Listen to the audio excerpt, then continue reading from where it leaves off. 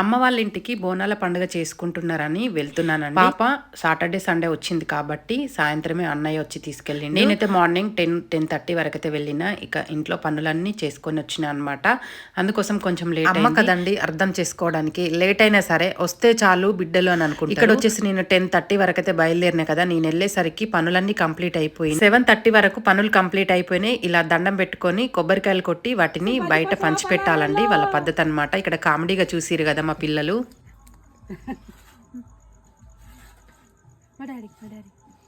అయ్యా గల్లు పెట్ట డాడీ కిందనే పెట్ట